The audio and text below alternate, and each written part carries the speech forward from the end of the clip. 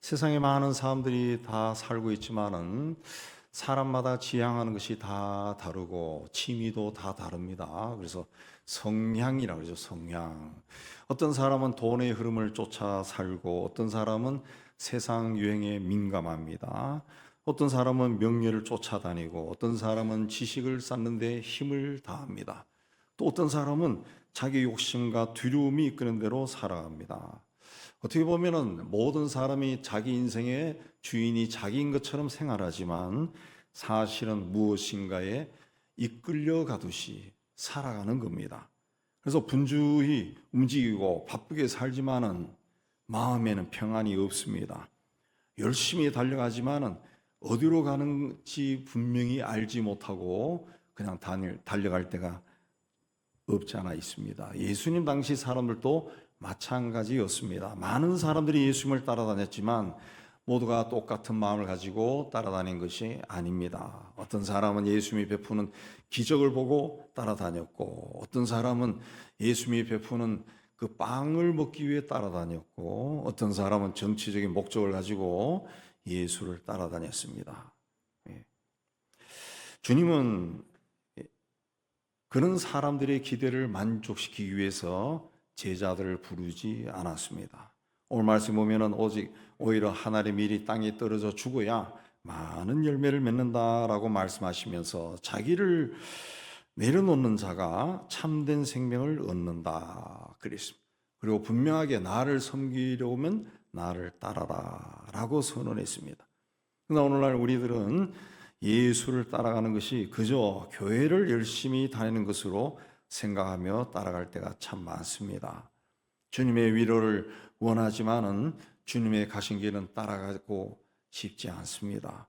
주님으로부터 축복을 많이 받고 싶지만은 주님이 나를 부를 때는 좀 부담을 느낍니다. 주님의 필요할 때마다 주의 도움을 구하지만은 주님이 내 삶의 주인이 되는 것은 원하지 않습니다. 그러므로 오늘 나를 따라라 라고 하신 주의 말씀 앞에서 나는 지금 누구를 따라가며 신앙생활을 하고 있는가? 예수를 따라가고 있는가? 아니면 내가 하고 싶은 길을 가면서 주님의 도움을 구하며 살아가고 있는 것은 아닌가? 스스로 돌아보는 시간이 되었으면 합니다. 주님은 주님을 따르는 삶은 땅에 떨어져 죽는 미랄이 되는 것이다. 그랬습니다. 사람은 세상에 태어날 때부터 어른이 되는 것이 아닙니다. 조만한 아기로 태어납니다.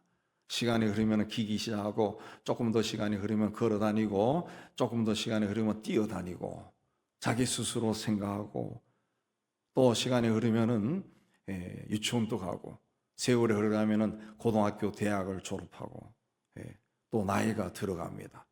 그래서 우리나라는 오래전부터 상강오륜이 있는데 거기도 장유유서라는 것이 있어요. 어른과 아이 사이에는 사회적인 질서가 있다 그랬습니다. 식사를 할 때도 어른이 숟가락을 먼저 들어야 따라합니다. 가끔씩 그 엘리베이터를 타고 내려올 때, 특히 내려올 때 4층에서 공부하는 학생들과 같이 내려올 때가 있어요. 그러면은 1층에 이 엘리베이터가 도착했는데 제가 제일 뒤에 서 있어도 아이들이 안 내려요, 안 내려. 내가 먼저 내려야 대부분이 또 따라 내려요. 그 무의식 중에 그렇게 하더라고. 그러니까 자기도 모르는 사이에 세월이 흐르며 나이를 먹는 거죠. 자, 나이를 먹는다, 어른이 된다, 지식이 쌓인다, 이런 것이 다 뭡니까? 어떤 측면에서 보면은 올라가는 겁니다. 올라가는 거. 그래서 사람들은 본능적으로 인생을 살아가며 올라가기를 원합니다. 올라가기 위해 애를 씁니다. 더 높은 자리에 올라가고 싶고, 지금보다 더 많은 것을 얻고 싶고, 지금보다 더 안전하고 더 편안한 자리에 서고 싶습니다. 그렇게 된 것을 성공했다. 그렇게 이야기합니다. 그래서 사람들은 중간에 넘어지지 않으려고 애를 쓰고 자기가 열심히 해서 얻은 것은 잃어버리지 않으려고 꼭 붙들고 있고 무엇을 하더라도 심지어는 우리 믿는 사람들도 이 일에 내가 유익이 있을까 이 손익을 따지면서 따라갑니다. 그래서 세상은 우리에게 끊임없이 살아남아야 된다, 생존해야 된다, 끝까지 버텨야 됩니다, 뒤처지면 안 됩니다, 그냥 앞에 가는 사람 바로 뒤에라도 악착같이 쫓아가세요, 그래야 삽니다, 그렇게 이야기합니다. 이런 분위기 속에서 우리가 살아가다 보니까 우리는 항상 위로 올라가는 삶에는 익숙하죠. 그러나 아래로 내려가는 것은 익숙하지 않습니다. 힘듭니다. 하늘의 밀은 이 작은 케이스 속에 있으면 안전합니다. 우리가 성지순례 가거나 혹은 기독교 백화점에 가도 이 겨자씨를 어떤 특별한 곳에 집어넣어서 팔아요. 고개 하나 있으면 안전합니다. 뭐 다칠 염려 없어요. 죽을 염려 없어요. 그러나 그 자리에 그대로 있으면 하늘 그대로 있다 그랬습니다. 생명이 움트지 않습니다. 변화가 일어나지 않습니다. 열매도 없습니다. 그러나 땅에 떨어져서 흙 속에 심겨져서 보이지 않는 흙 속에 묻혀서 썩으면 거기서 생명이 싹트기 시작. 죽는 것 같았는데 사는 길이 열린 것, 사라지는 것 같았는데 많은 열매가 열립니다. 예수를 믿는다는 것은 예수님처럼 땅에 떨어져 죽는 미랄이 되는 겁니다. 내 것을 붙잡는 것이 아니라 내려놓는 겁니다. 내 것을 움켜쥐는 것이 아니라 나누고 베푸는 거예요. 자기만을 위해 사는 것이 아니라 하나님 나라를 위해 자기를 드리는 삶이에요. 예수는 땅에 떨어져 죽는 하늘의 미랄이 되기 위해 세상에 오셨어요. 하늘 보좌를 버리시고 낮고 낮은 인간의 몸으로 이 땅에 오셨어요. 그 오신 것만으로 그친 게 아니라 세상에서도 더 낮아지고 더 비우고 마침내 십자가에 죽기까지 순종하신 분이 바로 예수님이에요. 그렇게 자기를 완전히 내어주면서 열매를 맺었습니다. 생명의 길을 열었어요. 그러므로 주님을 따른다라고 하는 것은 겉모습이 바뀌는 것이 아니라 내 삶이 바뀌는 겁니다. 내 것을 다 버리고 주님의 뜻을 앞세우는 거예요. 내가 여전히 내 삶의 중심에 자리 잡고 있으면서 예수 믿었으니까 교회 열심히 나가고 그래도 조금 착하게 사는 것이 아니라 내 삶의 중심에서 내가 내려오고 그 자리에 예수님이 주인으로 앉는 것입니다. 우리는 기도가 응답받고 삶이 변화되고 관계가 회복되고 믿음의 열매가 풍성해지기를 원합니다. 그러나 나를 버리고 나를 포기하고 양보하고 희생하고 부서지고 깨어지는 거 원하지 않습니다. 신앙이 성장하고 거룩한 삶을 살고 싶고 경건한 훈련을 받아 좀 더 경건해지고 영성이 깊어지기를 원하지만은 또 하나님의 일도 많이 하고 싶지만은 자기를 부인하고 손해를 보면서까지 하고 싶지는 않아요. 손해를 보더라도 조금 손해보는 것은 괜찮지만은 내 생각하는 것보다 더 많이 손해보는 거 그거는 원하지 않습니다. 어느 정도 자존심과 체면치레를 다치지 않는 선에서만 하기를 원하는 거예요. 그러면서 인생은 한 번이니까 가지고 싶은 거 가지고 싶고 누리고 싶은 거 누리고 싶고 하고 싶은 거 하고 싶고 즐기고 싶은 것도 즐기고 싶다는 거예요. 그러나 주님은 그대로 있는 미랄은 그대로 있다 그랬어요. 많은 열매를 맺기 위해서는 땅에 떨어져 죽어야 한다 그랬어요. 2024년 4월 1일 가자 지구에서 팔레스타인 가자 지구에서 식량 지원을 하던 국제 구호단체 월드 센트럴 키친 소속 구호 인력 7명이 이스라엘 공습으로 사망했습니다. 이들은 전투원이 아니라 굶주린 사람들에게 음식을 전해주러 가던 사람이에요. 늘 그런 일을 하던 사람인데 이스라엘 군대가 오해를 하고 그들에게 공격해서 죽었다. 그들은 왜 그 위험한 곳에 들어갔습니까? 굶주린 사람들의 생명을 구하기 위해서. 주님은 십자가를 지는 것이 위험하고 고난이 있다는 것을 모르고 십자가를 지신 것이 아닙니다. 우리를 구원하기 위해, 우리를 살리기 위해 그 길로 가신 겁니다. 오늘날에도 우크라이나와 팔레스타인과 레바논과 시리아와 이란에서 그곳에 있는 교회는 연약한 자들의 피난처가 되고, 그곳에 있는 그리스도인들은 자기도 위험하지만 그 피난자들을, 연약한 자들을, 또 다친 자들을 보살피고 있다라는 소식이 끊임없이 들려옵니다. 나의 평안보다 위험에 처한 보다 약한 사람들을 돕기 위해 스스로 땅에 떨어져 죽는 하늘의 미랄이 되기로 한 겁니다. 예수께서 나를 따르라 하신 말씀은 땅에 떨어져 죽을 준비를 해야 된다, 그런 뜻입니다. 주님이 가신 길은 영광을 받는 길이 아니라 낮아지는 길입니다. 자기를 내어주는 길이에요. 그러므로 주님을 따르는 것은 내가 죽어야 하는 길, 죽을 준비를 하고 따라가는 겁니다. 내 생각을 버리고, 내 이기심을 버리고, 내 자존심을 버리고, 내 생각대로 신앙생활하는 것도 버리고, 내 생각대로 인생을 살아가는 것도 버리고, 나를 보내신 주님의 뜻이 세상에 드러나기를 원하며, 내 삶을 통해 조금이라도 드러나기를 원하며 살아가는 삶입니다. 그게 땅에 떨어져 죽는 미랄입니다. 생명은 하나님께 드린 삶에서 나오는 겁니다. 주님과 함께 낮아진 자리에서 열매가 맺힙니다. 이 혼란한 시대를 살아가는 우리는 땅에 떨어져 죽은 하늘의 미랄이 되신 예수님을 생각하고 이 시대에 어떤 마음과 가치관을 가지고 살아야 할 것인지 돌아봐야 됩니다. 땅에 떨어져 죽어서 새 생명의 싹을 틔우고 주님이 보시기에 좋은 열매를 맺는 복되고 존귀한 삶을 사는 우리가 되기를 주의 이름으로 축복합니다. 주님을 따라가기 위해서는 주님이 뭐라 그랬습니까? 자기 생명을 내려놓아야 된다. 자기 생명을 사랑하는 자는 잃어버릴 것이요 자기 생명을 미워하는 자는 영생하도록 보존하리라. 생명이 뭡니까? 인간에 있어서 가장 중요한 것이 생명이에요. 생명이 없으면 죽는 겁니다. 죽는 거예요. 더 이상 이 세상의 아름다운 것을 볼 수 없고 세상을 즐길 수가 없습니다. 예수님은 생명을 사랑하는 자는 잃어버릴 것이고 미워하는 자는 영생하도록 보존하리라. 예수님은 생명을 미워하라고 미워하는 자는 영생하도록 보존하리라 그러는데, 이 미워한다는 말은 생명을 학대하거나 경멸시하라 그런 뜻이 아닙니다. 하나님보다 나를 앞세우지 말라는 거예요. 하나님의 말씀보다, 진리보다 내 유익을 계산하지 말라는 겁니다. 하나님이 주신 사명보다 나의 편안함, 손익 계산을 앞세우지 말라는 겁니다.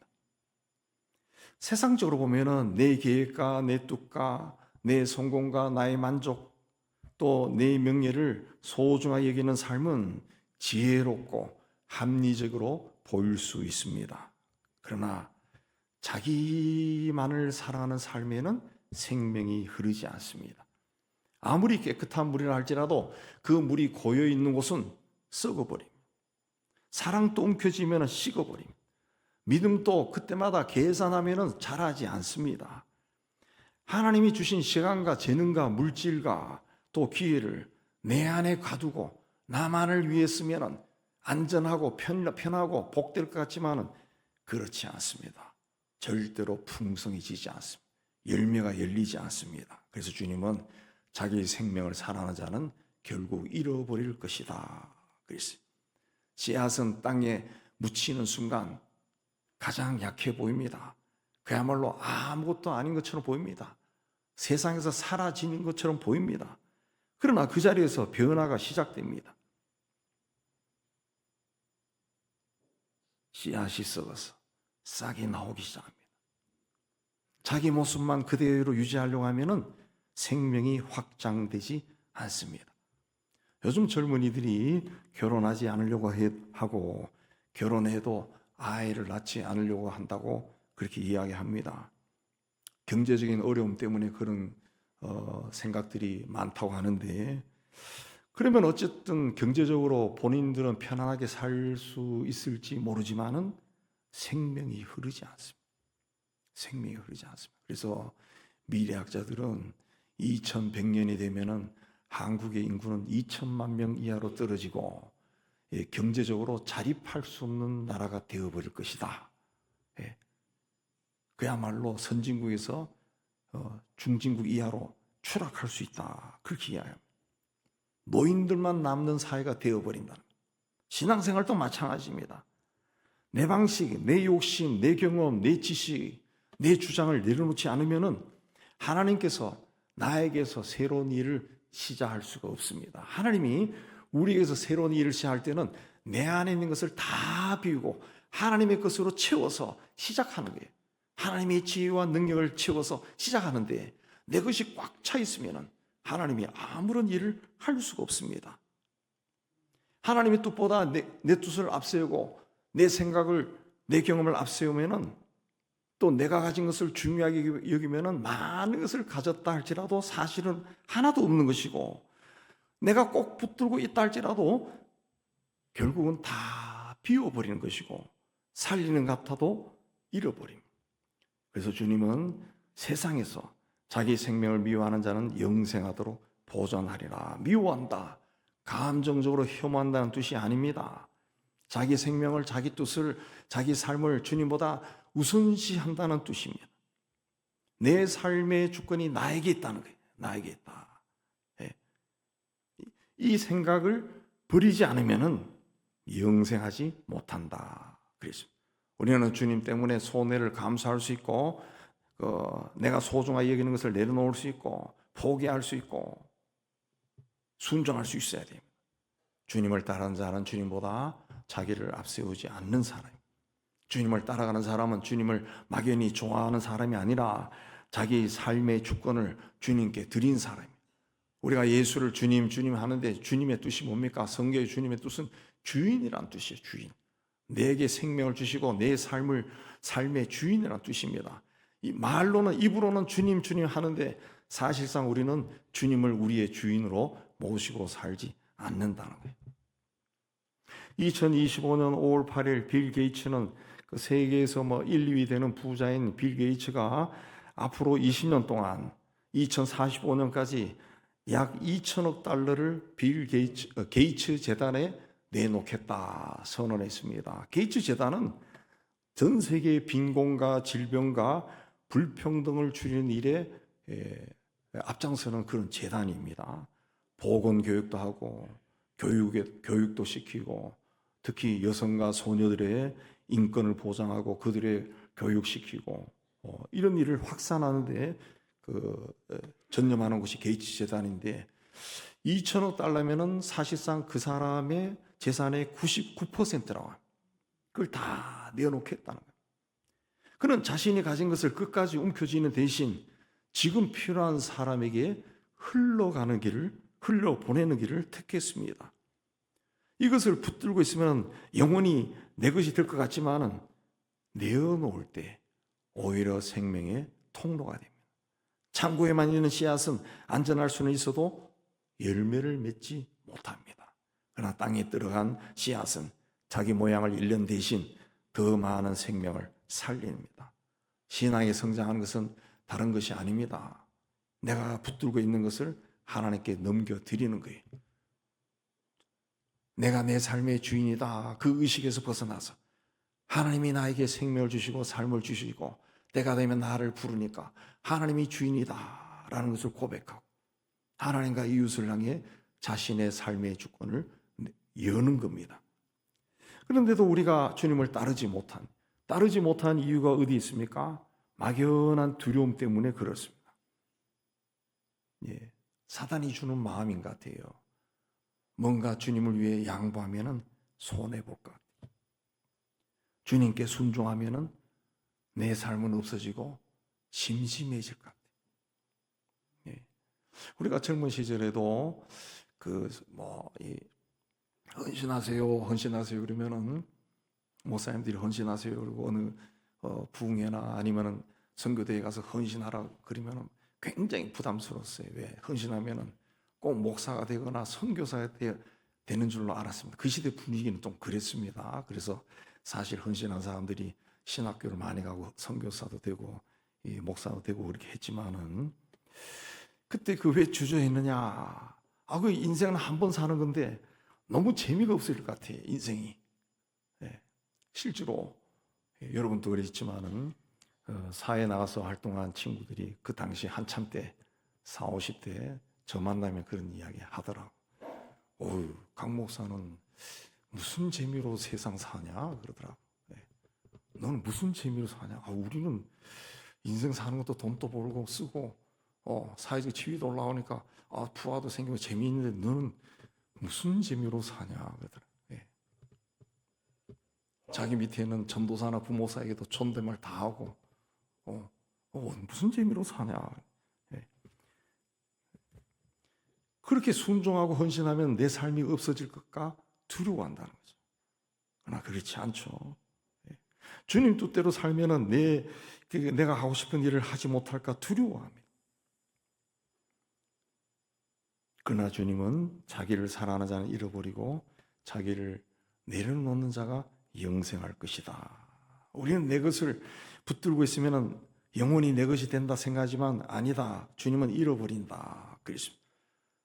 우리가 나에게서 내가 놓아버리면 사라진다고 생각하는데 아니다. 주님은 영원히 보존된다. 그랬습니다. 신앙이 성숙해질수록 무엇이 나에게 유익할까가 아니라 무엇이 주님을 기쁘게 하시게 할까를 생각해야 돼요. 무엇이 내 체면을 세울까가 아니라 무엇이 주님의 뜻일까? 무엇이 나를 높일까? 이것이 아니라 무엇이 주님을 따르는 것일까? 살펴야 됩니다. 자기 생명을 미워하라는 것은 자기 생명, 자기 삶을 함부로 대하라는 그런 뜻이 아닙니다. 자신을 절대하지 말라. 주님보다 앞세우지 말라. 주의 뜻보다 소중하게 여기지 말라라는 겁니다.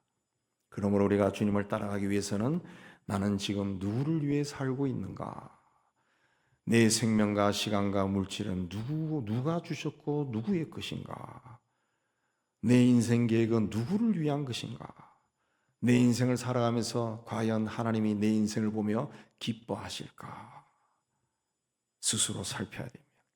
인간은 죄의 본성을 가지고 태어났기 때문에 본능적으로 자기를 사랑하며 살 수밖에 없는 존재입니다.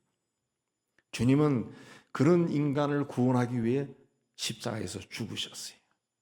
그 예수를 믿으며 사는 우리가 여전히 자기를 사랑하며 산다고 하는 것은 예수를 안 믿는 것과 똑같습니다. 이제는 내가 가장 소중하게 여기는 것이 할지라도 주님 앞에서는 다 내려놓을 수 있는 믿음을 가진 우리 모두가 되기를 주의 이름으로 축복합니다. 주님을 따라가는 것은 주님을 섬기는 것이다.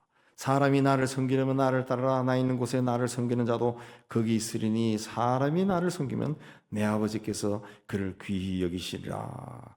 예수는 나를 섬기려면은 교회 생활 좀 열심히 해라. 봉사 좀 열심히 해라. 니는 왜 말만 하고 하나도 일을 하지 않냐? 라고 말하지 않았습니다. 나를 따르라. 그렇지만 나를 따르라. 세상에는 예수를 따라가지 않으면서도 열심히 사회생활을 하고 사회 봉사활동, 세상 사람들을 섬기는 사람 참 많습니다. 많습니다. 예수를 따르지 않는 봉사나 섬기면 자기 만족이나 자기 의가 될 수가 있습니다. 우리 예수교 입장에서 보면은 예수님과 함께하지 않는 열심과 수고는 분주하지만 거기서는 신앙이 성숙해지지 않습니다. 예수님은 나를 따르라 그랬습니다. 먼저 우리가 해야 할 가장 중요한 것은 예수님을 따라가야 된다 그랬습니다. 예수님을 따라가야 이분과 관계가 깊어진, 긴밀해져요. 그리고 이분을 잘 알 수가 있어요. 그러니까 그렇게 되면은 그분을 잘 섬길 수가 있죠. 그러므로 우리 믿는 사람들은 주님을 위해 무슨 일을 하느냐 이게 중요한 것이 아니라 주님과 함께 하냐 안 하느냐 이게 중요합니다. 우리가 이 살아오면서 인생의 단계마다 만나는 사람들이 있습니다. 친구들이 있죠. 고향 친구들이 있고 학교 동창들도 있고 회사 동기들도 있고 동료도 있고 부하 선배 다 있습니다. 우리 목사들도 신학교 동기들이 있고 선배 후배 뭐 이리저리 엮이고 얽히고 그런 사람들이 많습니다. 저희가 신학교 졸업할 때 한 100여 명, 한 80여 명 졸업했는데 그 사람들이 다 저하고 친하지 않습니다. 여러분도 뭐 학교 동창이지만 다 친하지 않아요. 누구하고 친합니까? 나하고 맞는 사람, 나하고 성향이 맞는 사람, 가치관이 맞는 사람들하고 오랫동안 연락하고 만나고 그렇게 합니다. 우리나라에서 세계 곳곳으로 나간 선교사가 10,000명, 20,000명 된다고 하지만은 저도 그 많은 사람 알고 있지만 그 선교사들과 다 연락하고 그렇게 지내지 않습니다. 물론 제 삶의 바운더리가 딱 정해져 있어서 그렇지기도 하지만은 나하고 내 성향하고 맞는 사람하고 우리가 관계를 맺고 오며 가고 또 국내 들어가면 연락하고 같이 식사도 하고 그렇게 합니다. 누구와 함께 있느냐에 따라서 마음이 편해지고 또 배울 수도 있고 여러 가지 도움도 주고받을 수가 있어요. 누구와 함께 있느냐, 우리가 인생 살아가면서도 누구와 생활하느냐, 누구를 만나느냐, 또 어떤 책을 읽느냐에 따라서 영향을 받기도 하고 그렇지 않기도 합니다. 그러니까 누구와 함께 하느냐, 이게 중요한 겁니다. 주님의 일을 하면서도 주님과 함께 하지 않고 일을 하면은 일을 하면서 오히려 상처를 받고 주님과 멀어질 수가 있어요. 우리나라의 기독교인 중에 한 30%가 가나안 교회라 한 이야기 한 20년 전부터 나왔잖아요. 가나안 안 나가, 예수를 믿지만 교회는 안 나가는 사람들. 요즘은 유튜브와 인터넷이 발달하다 보니까 그 안 나가는 사람들끼리 335 모여가지고 인터넷으로 서로 교제하면서 이게 진짜 교회다 그렇게 주장하는 사람들도 있더라고요. 왜 가난한 교인이 되었습니까? 교회 다니면서 상처를 받다. 교회를 다니면서도 상처를 받는다는 거죠. 듣고 보고 하면서 상처받는 거예요.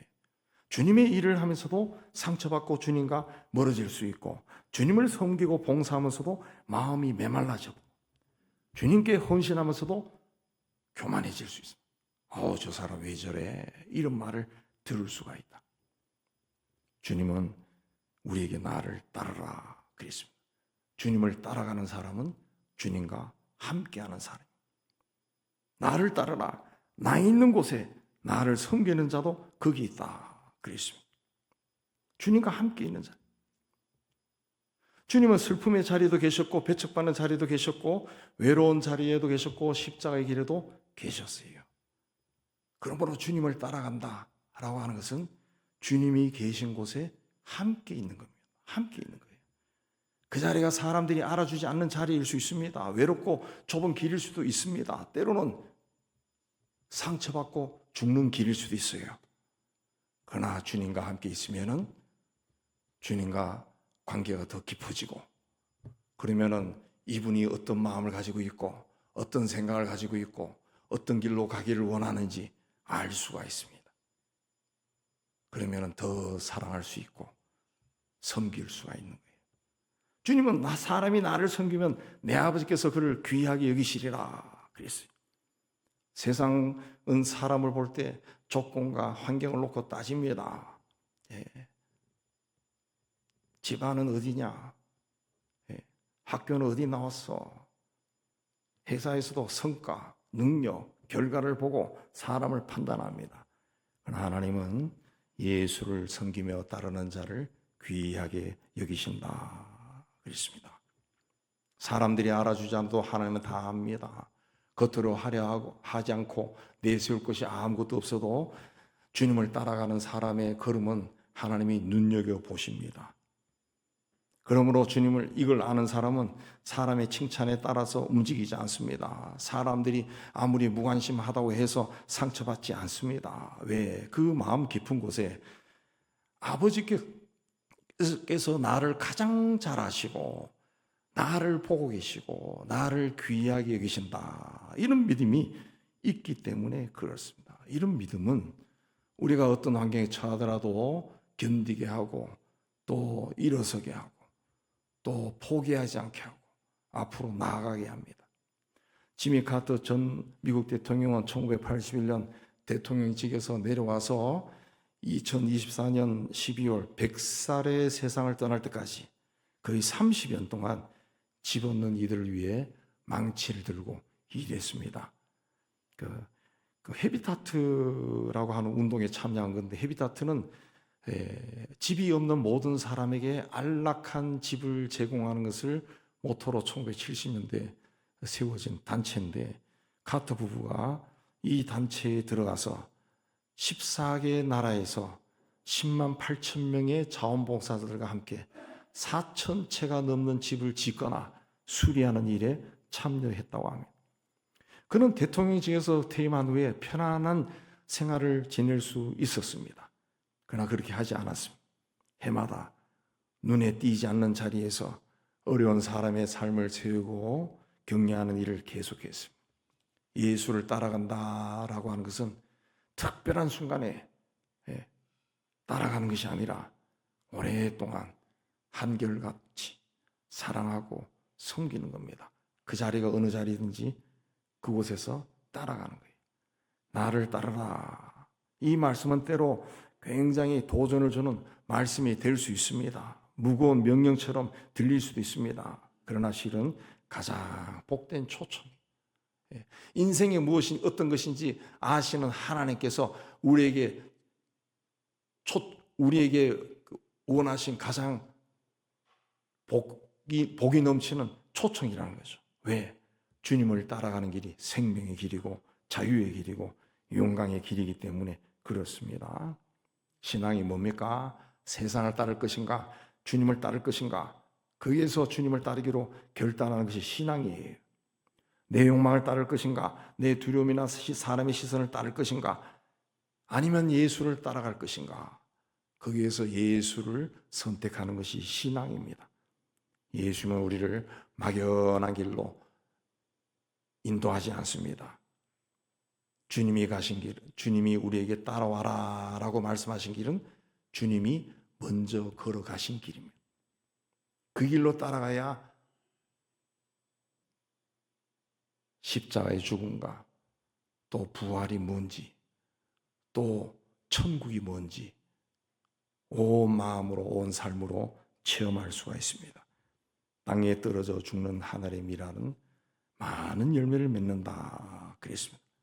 주님은 우리에게 예수 믿고 성공하고 하나님 나라를 확장하고 그렇게 살라 하지 아니하고 그저 나를 따라와라 그랬습니다. 나를 따라와라. 우리는 주님이 어디로 가시든지 따라가야 됩니다. 주님이 원하시는 자리까지 따라가야 됩니다. 내가 죽는 그 자리까지 따라가야 됩니다. 그렇게 주님이 가신 길을 따라가다 보면은 내 안에 있는 것들이 하나하나 죽기 시작합니다. 사라지지 합니다. 비워지기 시작합니다.